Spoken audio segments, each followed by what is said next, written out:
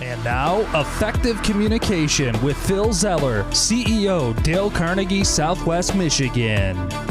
So I reached down to pet my dog just the other day. I reached down to pet the dog. You know, you just see your dog is so happy to see you, and they're looking at the big puppy eyes, and you go to wipe and I reached down to rub the dog's face, and I reached down to both sides of the face, and what I like to do is grab her and just kind of massage the side of her face a little bit.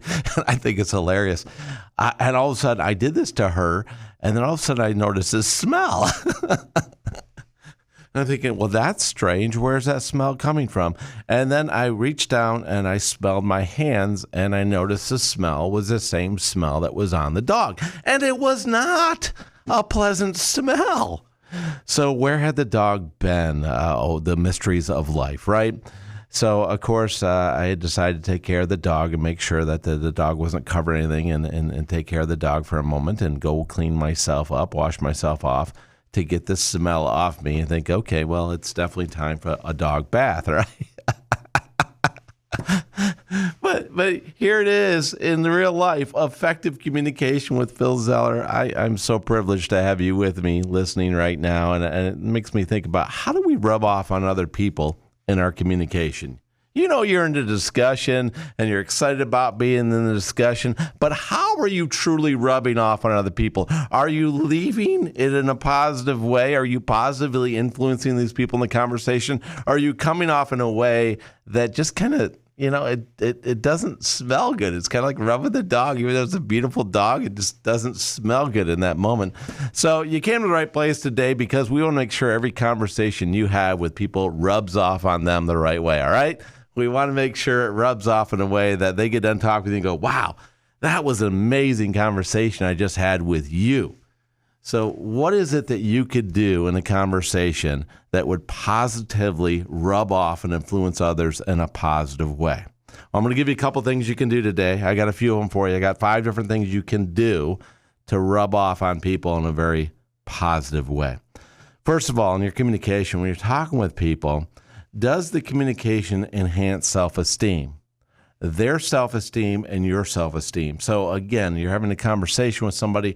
Do they feel good about the conversation? Does the conversation make sense? And do they see value in the conversation? And when you do this, their self-esteem goes up, your self-esteem goes up, everybody's self-esteem goes up in the conversation, because it's a conversation, whatever it may be. There's enjoyment, there's value, there's purpose for whatever that purpose may be in that moment, in that discussion with this other human being. So the first thing is to make sure that self-esteem is growing with all parties concerned in the conversation. The second thing is, are you empathizing with their point of view, with what they're sharing? Are you taking the time to learn a little bit more about it? Are you asking questions? Well, how so? Tell me more about that. How did you learn that? Where does that experience come from? So questions that you can ask that truly shows an understanding that you're trying to empathize with them, that you're trying to understand where they're coming from. Now, again, we're not passing judgment. We talked about that before on the show. That's a waste of time. What we're seeking is empathy here, empathy for understanding where they're coming from. And do you understand? And if you're in a conversation, if you don't, well, then that's a good sign you haven't empathized enough in the conversation to understand where they're coming from. So ask some more open-ended questions to understand where they're coming from. That's the number 2 thing, empathize with them. Third thing, is it supporting? In that conversation, are you finding points to validate them in the discussion of certain things that they're sharing that you can say, that makes a lot of sense? Yes, I can see that. So make sure that the conversation is supporting, and no matter how small it is, find points of validation which shows you support what they're sharing something in this conversation about. The next thing is disclosing. Are you authentic? Are you keeping it real? It's not trite, it's not contrived. You're sharing real stuff, and you're keeping it real with the other person. It makes the conversation go so much easier when they know that they can trust that what you're sharing is real. So make sure that you are disclosing yourself, you're opening yourself up, and you're keeping it real.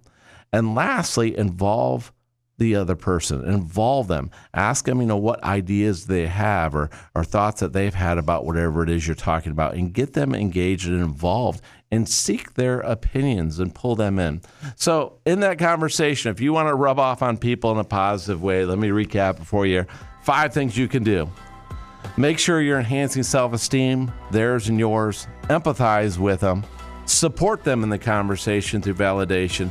Disclose things to them, keeping it real about who you are, not trying to be contrived, but keeping it real. And also involve them in the conversation. Ask them to share experiences or insights on things that you've shared. And if you do these things, people will want to engage with you in discussions, and you'll have robust conversations that you'll love being in as well. Now go make it happen.